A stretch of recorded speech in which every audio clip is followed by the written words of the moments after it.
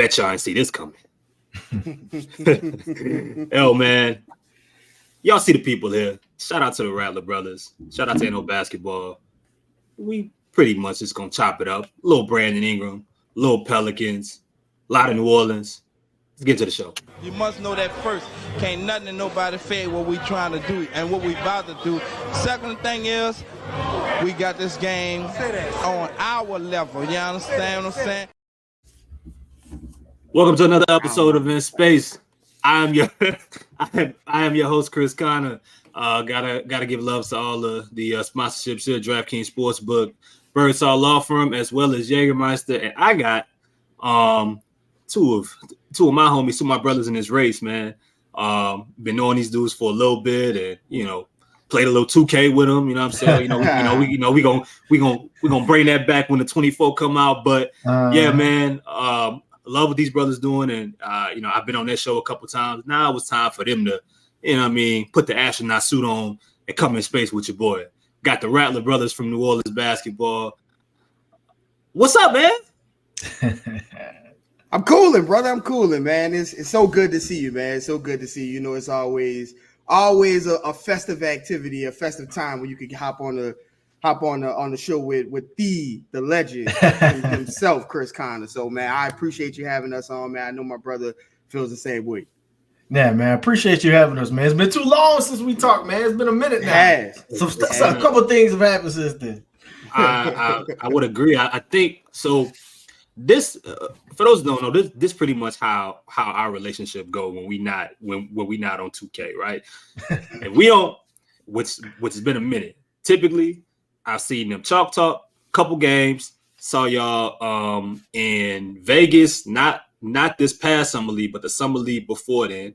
And anytime I'm in New Orleans and they happen to be together, we say what's up, did a couple shows together. But yeah, man, I feel like it's been about a year since I started this show, and I think the other day I was like, I have not had them on here, man. So we, it's good to, what I'm saying, talk to you guys, man. We're gonna, man. Yeah, a little bit overdue, man. So let's jump into it, man. We're gonna talk. I guess the thing that's currently present in the dead, which is a dead season, and y'all know this as content creators. There's nothing to talk about. Absolutely nothing to talk about. But shout out to FIBA Basketball and Team USA. So we do have an opportunity to talk Brandon Ingram. We will be doing that. But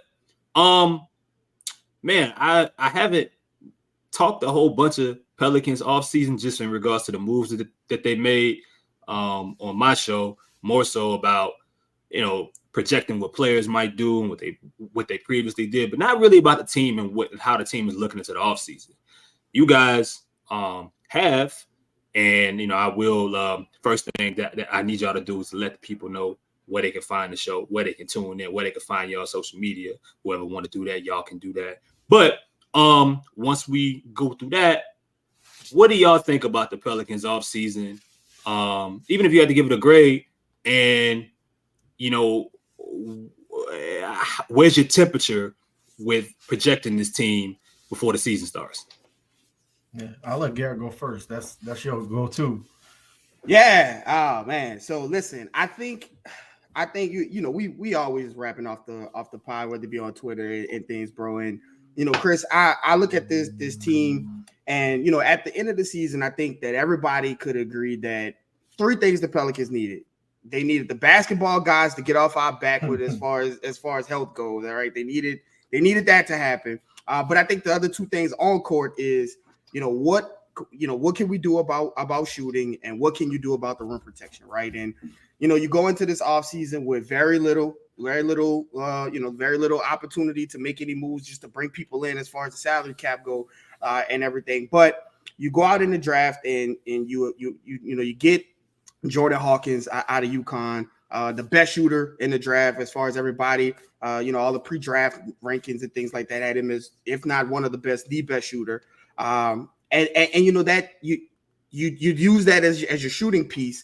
But the rim protection is obviously the one thing that it has not been addressed yet. And if anything, it's been taken away from if you switch out Jackson Hayes for Cody Zeller. So right now, I think I'd probably give it like a B-, only because I think that the shooting is good, and banking on the development of guys like Trey and Herb and Dyson, and then obviously the health of Brandon Ingram and CJ and Zion as well, right? Everybody talks about beyond Zion when CJ also had some serious health concerns going on with him as far as his body, goes. And so I think banking on that is a smart decision. It's obviously one that has high risk, high reward, because we've seen what happens when Zion and Brandon Ingram go down. But I think, you owe it to this team. You owe it to the talent and all of the draft picks and things that you've kind of put into, this iteration of the team. You owe it to give it at one shot to see if it works. And, by all accounts, you've seen it. You've heard reports about Zion being in the city, Brandon Ingram being in the in FIBA, and guys playing. I would give it a B-, and hopefully they address the rim protection either via trade, or if Liam Robbins, the undrafted guy, my brother and I were talking about him earlier. One of those guys, something happens in that effect. But if you can get it from, if you can get some kind of shot protection, some kind of rim protection, shot blocking in there, I think I'd be willing to move it up to a B+ maybe. Obviously, you didn't, you still got to see with the health and everything. But I do think that they did pretty well. What about you, bro? Yeah, well, first off, you didn't answer this man's question. He said, "Where can you find this?" He said, "So we forgot about that." I'm so used to everything being right there and in front of everybody. That's myself, Chris. Myself, you're not bad at following directions. Yeah, so for the people that know us and how we got started, we were with Pels Pod and we moved over to New Orleans Basketball. So you can find us on any of the socials, X, whatever you want to call it, threads, all that at NO Basketball, no E. Follow myself, Raphael _ Rattler, my brother Garrick _ Rattler. So in terms of the second question, so let me make sure I answer your question completely, Chris. I would say I would give it an incomplete right now, because I still think that there are some dominoes that have to fall in the NBA between now and the regular season, or now to the trade deadline, that have to fall. And I always lean on the fact of value what you have. And, when it comes down to smart business, don't make trades just to try to make a trade, right? Like if it's not there and you feel as if you're giving up more than you're getting, don't make the trade in that scenario. And so if that's the case, if there's a stalemate over some of the names that have been talked about, like Jared Allen and stuff like that, whatever that may be, hold your cards close to your vest. Because again, like all that's been said about Jonas Valanciunas, he's still a hell of a player. And so just giving him up, or what you believe that Kyra may be, or what other the pieces that are on the trade block, whatever it may be, giving it up for nothing, that's bad business. That means your people are using what you have against you and what you're trying to get against you to get a better deal. And so, what happens between now and the trade deadline, that'll give me a better answer. But if I had to sit on it, yeah, you address the shooting, not really much on the rim protection, which is probably going to be a need in the playoffs. But I also think, B- is probably where I'm at, because they also did some things in terms of the medical staff, in terms of the coaching staff, in terms of the analytics department, which I think, they were behind it, to be quite frank about it. So I think that they've addressed some things, not all roster related, but I think they've addressed some things to put them in a better position moving forward. But just like we all know, it doesn't matter if 14-1 on the court. So whatever they do to get them in the right body, mind shape, whatever it may be, from all everyday type routine personality to keep them upright, if they can do that, they get an A. If not, we'll see where it is this time next year. So Rap and G, I appreciate both you guys' answers. I appreciate one of you actually answering both of the questions. You know what I mean? It's all right. Some people know how to follow. You gotta work with me, bro. You gotta work with me. That's why he's the smart one. Nah, man. Rap, I'm gonna come back to you here, bro. I wanna. So it's kind of unfair. I'm having you speak for like all content creators and like fans here, right? Because we are fans. We are, fans of this team, of the city. That's a big reason why, we do what we do and put out this content and put out these shows and invest all this time into, an organization that, let's be honest, over 20 plus years hasn't given us a whole bunch to really consistently be excited about year in and year out. But we here because we loyal people, right? And we want to believe in what's shown to us. We want to believe in jerseys. We want to believe in the things that's being told to us and running it back. But my question, Rap, and G, it's gonna be the same for you. How difficult is it coming off of where we thought, right? The projection was coming off of last season. This has kind of been the ups and downs, right? Most, I think, in the history of this franchise being in New Orleans, they've only had back-to-back playoff seasons twice in their franchise, right? So, last season you made the play-in, but you didn't ultimately advance. So you had back-to-back winning seasons, but that's not where it looked like this was going. And I'm not even talking about for the season. I'm talking about dating back to the way that the season prior ended in that playoff series against the Suns. Rap, as a fan, as a content creator, do you find it difficult to be in a situation where you are tasked to talk about something that you do love, that you are ultimately invested in, but especially around this time where it's a lot of projection and it's a lot of talk about expectations and, rosters are done and training camps will be coming up soon, but there's really, outside of a few players, you don't know.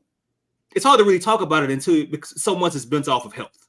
Mm-hmm. Like, how difficult is that? And do you blame fans that are just like, you know what, I'll figure it out how excited to be about this team, once we get to October. I mean, and hell, beyond maybe January at this point. Right.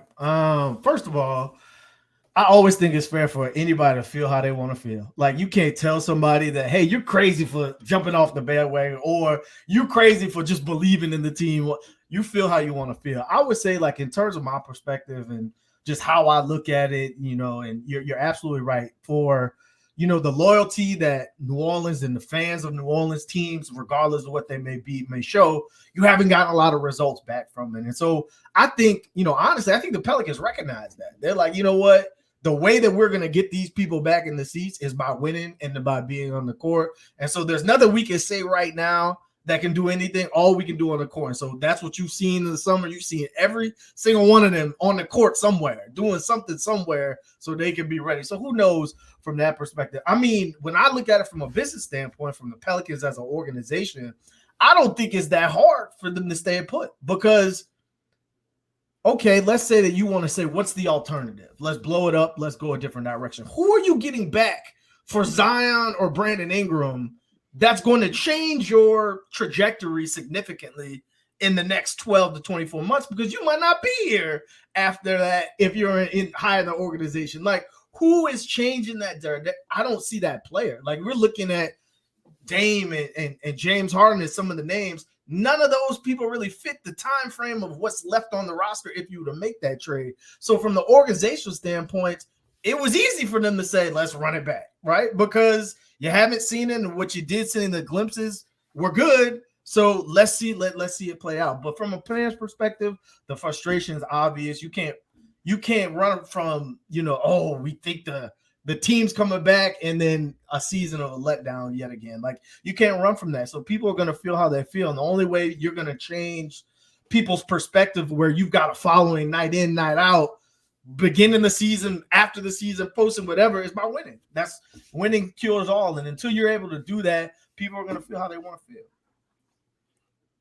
Yeah, I feel as though, I was born in the darkness. I was born in it. So, I mean, heart breaks. I mean, listen, I'm a Saints fan to heart.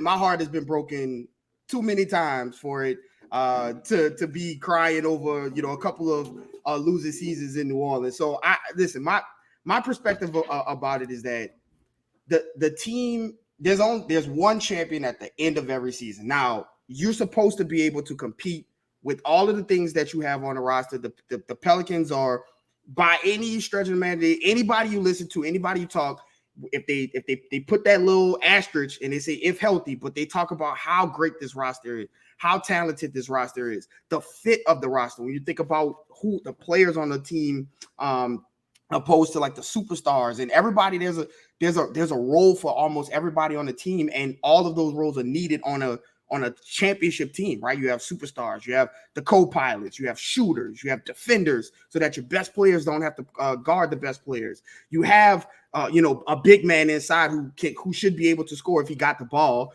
He'd be able to score, on anyone, on almost anyone. So you have all of these different pieces that teams are begging for, right? There are teams that are looking for wing defenders. The Pelicans have a bunch of them. They're looking for guard veteran leadership. They have CJ McCollum, one of the best in the league. They're looking for transcendent talent. You have Zion. You're looking for co-pilots. You have Brandon.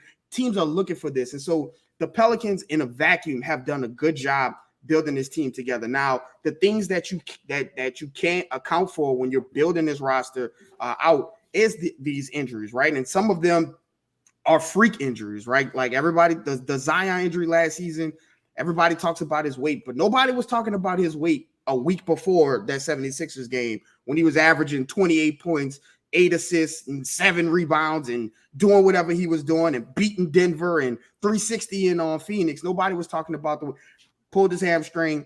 It happens, right? The medical staff, had their opinions on things, and the Pelicans recognized it to be a problem, made the changes. The only thing that as a person who covers the team and a person who, like you said, pushed this content out, and as you know, the only thing that I have any control over is the things that I see, the things that I wake up and feel, and I never will, like my brother said, speak against anybody who feels any differently than the way I do. But as far as the team construction goes, it's something that I know, it hasn't bared any fruit. And like you said, I've been watching New Orleans basketball for a while. It's a team that is fun to cover. It's a team that's fun to root for. And that's about, as best as I can do control for myself. Would I want there to be more production and more gratification at the end of some of these seasons? Absolutely, just like anybody else.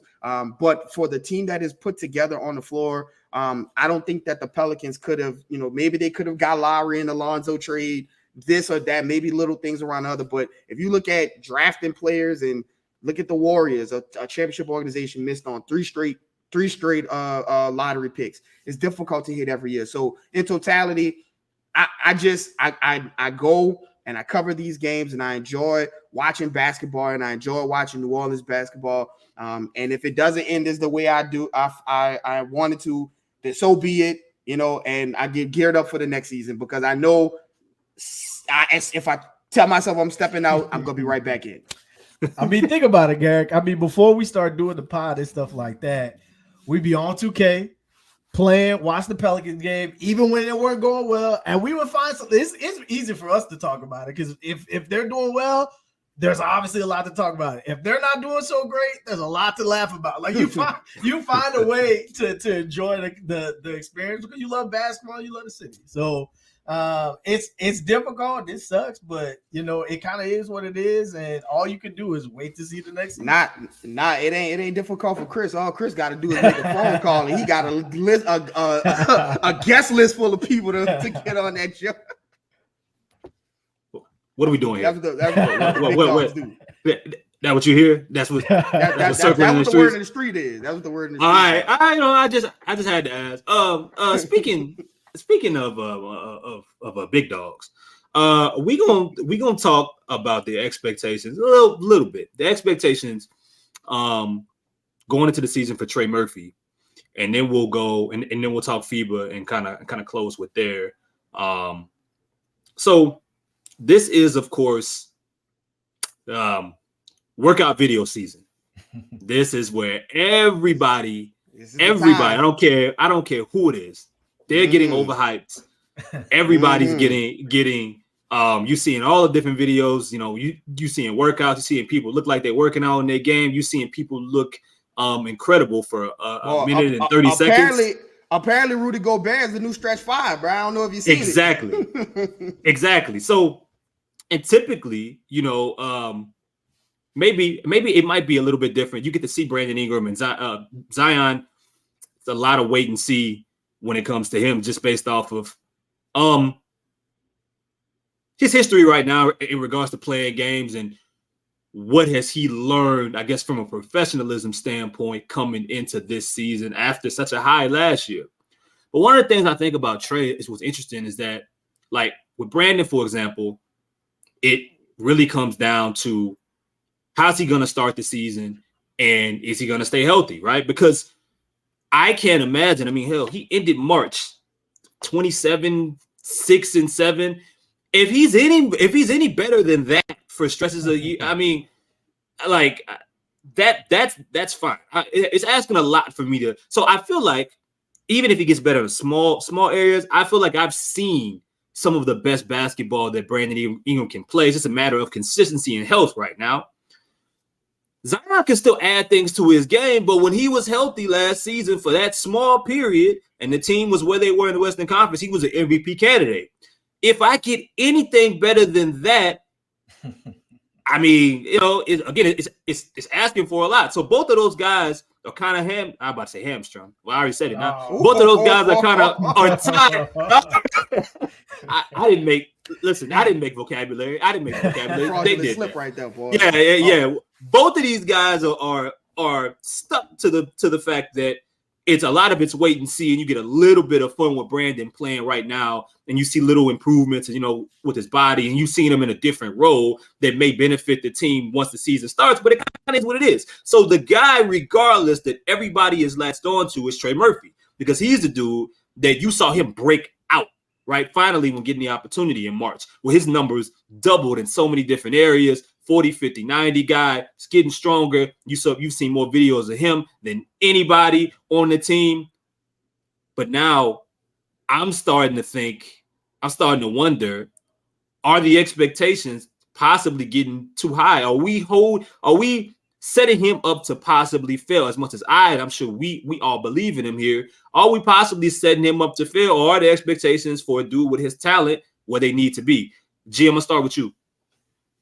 That's an excellent question, Chris. That is an excellent question. There is a lot of hype, and it's not just in the city of New Orleans. Like, you listen to national podcasts, and they're even talking about praising singing the praises of Trey Murphy, and I think it's rightfully so. I think this is a guy who has shown the ability to do some things that we just haven't seen in a Pelicans uniform, Hornets uniform, since like Pager, right? A guy who just is a knockdown shooter, but then he's in a slam dunk contest, and he's doing things that people who are that tall and can shoot that well shouldn't be able to do athletic wise, and he's doing those things. But I think you make a fair point that, listen, Trey's development is one of the more important steps for the Pelicans, because if he does take some, a leap where, people are assuming and this hype is going, then the Pelicans are adding another dimension to their offense. And I've said it on our podcast where I say it's time to start looking at the Pelicans as, if you want to call CJ in that, a big 4 or at least a 3.5, because this guy is doing so much and can be so so good next to Brandon Ingram and Zion. I think that's what more of the excitement is about, that if this team is healthy and Brandon Ingram and Zion is out there, that Trey Murphy, and I call him the walking conundrum, because if you close out too hard on him, you're going on a poster, but if you don't close out enough, then you could get it out the net. And it's a lot of bad decisions to be made with guarding Trey Murphy. But you think about that next to Zion and Brandon Ingram, and him getting the third and fourth best option defensively, that's when you start to salivate over some of the things that he might be able to do. But it's a fair point, because Trey's role is not going to be one of those ones. It's very similar to Mikal Bridges, where he's not going to get that opportunity to be like a number one option, or if he does, then something has gone probably really wrong. But where he's not going to get force fed the ball and the opportunities to develop in ways. Now, he'll develop in ways that are, that is along that trajectory, but you really don't. We always talk about the best way to get better at basketball is to play basketball. And the best way to get better at these, different roles on a basketball court is to get experience in those roles. And you saw it with Mikal Bridges at Phoenix. And now you look at him in Brooklyn for that little bit of time. He was the number one option, and his game blossomed. So I don't know if, some people are talking like 22, 23, 24 points per game kind of Trey Murphy leap. I don't know if he'll get to that. I think he'll have the talent, but I don't know if he'll get to those kind of numbers and things like that. I don't even know if he'll be knocking on the door for All-Star, but I think what he'll be is one of the better third, fourth options, wherever. Eventually, when we get to that point of the season, fourth options in the league with his ability to stretch the floor and be athletic at the rim. So I feel a little bit different. So I think in terms of Trey, very similar to how you say, where Brandon Ingram is, right? Like, the baseline for what you're getting with Brandon Ingram. If it's a little bit better, that's great. If it's Zion a little bit better, that's great, but you'll take them how there is. Based on what I saw from Trey at the end of last season, if he could do that alongside Brandon Ingram and Zion, that's good enough. Like, I think, to your point, like, everyone sees the ascension, but normally it takes some subtraction in order to addition because there's one ball on the court, right? And so you're not going to see Trey with the ISO or the pick and roll if Zion and Brandon Ingram just sitting in the corner in that scenario. So the only time you're going to see that development, that part in Trey's game, is if somebody is down, which nobody's playing 82 games on this team. So you may see in that scenario, but best case scenario for the Pelicans, Trey doesn't have to unlock all that other stuff. Like, I was listening to Clay Thompson on Paul George's podcast. He's like, look, man, the less dribbles I got, the better my shot's going to be. I feel the same way about Trey. The less he has to dribble, the more deadly he is because he can extend the range and things like that. And so I think a lot of the hype is, I don't know if people are going to look at the end of the season and say, oh, he didn't live up to it because he didn't get to 23 points, things like that. But if his shot attempts grows and his confidence continues to grow and his game grows as well, you've got to define what success for Trey's third year really means in this scenario when you've got CJ, you've got JV, you've got a Jordan Hawkins coming in to make an impact. You've got all these other guys. So Trey ain't going to get 25 shots a game. Like, it's just the numbers aren't there, right? And so you got to be more realistic about what is successful for Trey. But I think regardless, he's got the mindset, he's got the work ethic. You've heard all the right things from the people around the league attached to the league that have seen this happen before. So I think he'll achieve whatever he sets out to achieve. But I think people need to kind of dial it down on what that exactly is going to be. Fair enough. Well, I'll close you guys out here with Talking BI. You guys did a show not too long ago about BI and what type of what he possibly provide for FIBA. You guys, if I believe correctly, dove a lot into his clutch numbers, and could he possibly be the guy or someone that's not being talked about to close games? Which, I mean, to me, it would make the most sense for it to either be him or Ant. But first game, you saw a lot of him off ball. And there wasn't as much point Brandon as we saw in certain scrimmages. The guards had the ball. We saw Halliburton come off the bench, have the ball. Brunson had the ball. And BI kind of got in where he fit in. But at least to my question, the thing that I hope Brandon gains the most from this experience is what he elevates without the basketball in his hands, whether that's off ball, whether that's as a defender, whether that's as a rebounder, whether that's making the right cut at the right time, whatever it is, being a part of a team in which he's finding other ways, because you mentioned if Brandon and Zion's out there, is Brandon gonna be sitting in the corner?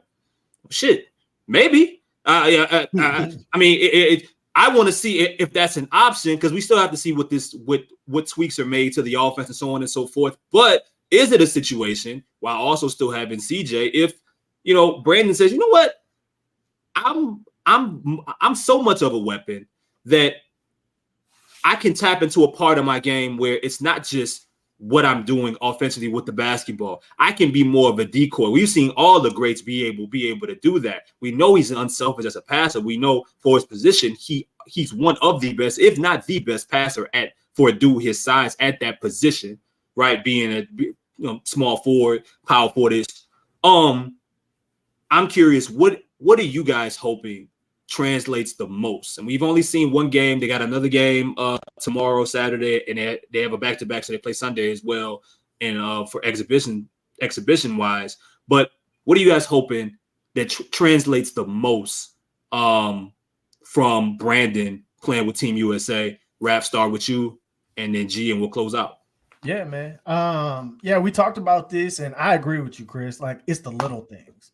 There were so many times where, as your leader on the court, if there's a missed free throw, you expect your leader to go box out and get that free throw, right? There's just the small things where sometimes people will agitate BI in scenarios, and you could get him riled up, and then you lose him, right? And you can't lose your leader. It's small things like that, like diving out of ball for loose ball, like things like that. That you're right, like those are the selfless things that superstars do, and that's what makes them so dangerous.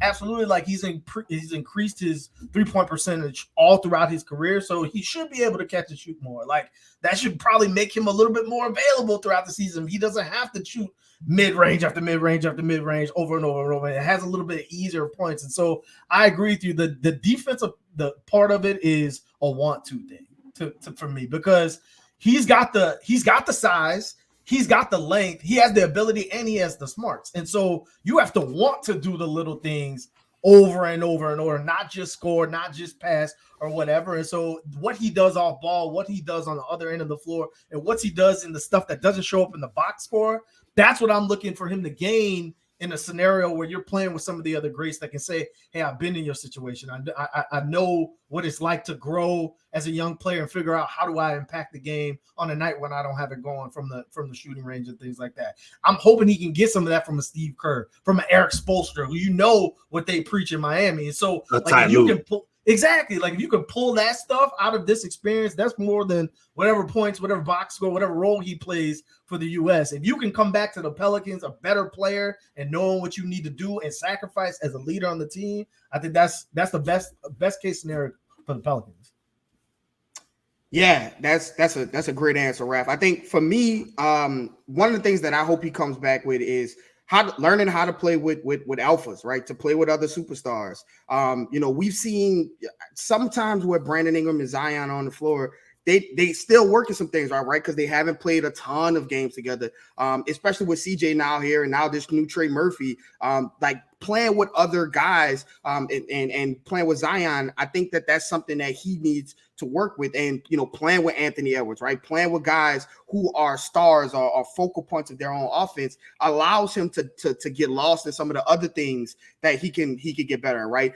You have Anthony Edwards going out and shooting. Are you working on some of those backdoor cuts? Are you working on some of those setting screens, right? 2-man games with Anthony Edwards and Brandon Ingram. How can that port over to playing with Zion, right?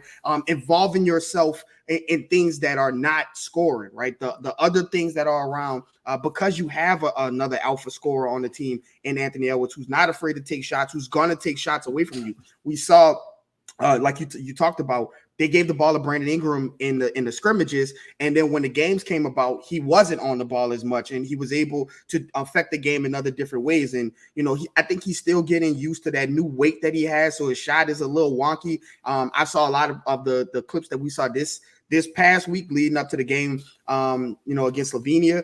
He looked a lot better, a lot more comfortable with his shot, so I think he's getting there. But as far as playing with another alpha, playing with another star on the team, how do you affect the game when that guy has it going, right? How do you continue to still be a major factor, like you said, Chris, about using as a decoy, like I said, screening, rebounding, playing defense, playing help defense, things that are not scoring because you're playing with another scorer. When you have all of these guys out there who are all talented and are all a bucket, I think it's very easy to find yourself doing other things and still finding ways to produce on a winning team. So I think that's one of the things that I want to see him come back with. Learn how to play off of another athlete, another scorer, another alpha player, because you're going to have to do that if the Pelicans are going to get where they're going. We saw Brandon Ingram at his best, right, in the playoffs against Phoenix, his first ever playoff series, completely tear it up, right? But the Pelicans fell short, and it was because they didn't have Zion, right? If the Pelicans are going to get where they're going to get, Zion and Brandon Ingram are going to both be on the floor, and both of those guys need to learn how to score when or how to contribute when the other guy has it going, and they're not being the guy called upon at a certain point in time. Well, I think we all contributed to this show today. You know what I mean? I really appreciate you, brothers, man. I tap in with y'all when I can.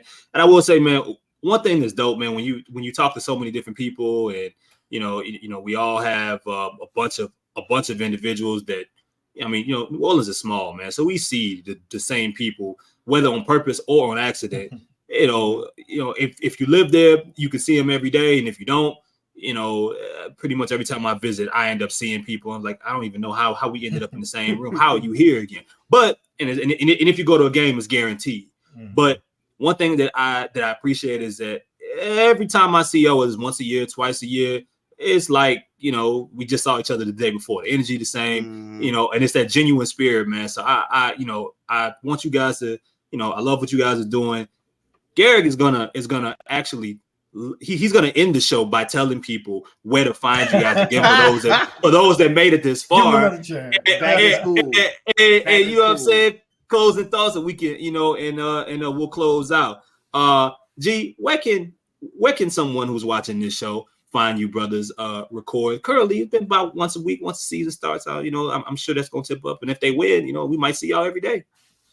Yeah. Well, before I follow your directions, I'm gonna veer a little bit more because we want to give you your flowers, Chris. You know, you're the GOAT, man. It's the reason is always love. Our way is because it's always love. Your way, man. There's always a great opportunity to catch up with you, man. It was great to catch up in Vegas.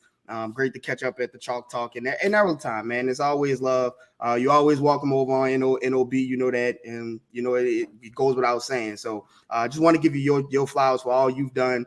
And all you continue to do, man, you are a star and continue to be a star. We fans, trust me, we are fans. Yes, sir. Appreciate you, bro. Yeah, but as always, you can follow me at Garrick_Rattler. Follow my brother at Raphael_Rattler. Follow the page on anything, Instagram, TikTok, YouTube, anything at NO Basketball. Subscribe to us, and we appreciate the support. We always love coming on the show and breaking bread with you, Chris. Appreciate it. Rap, you got something?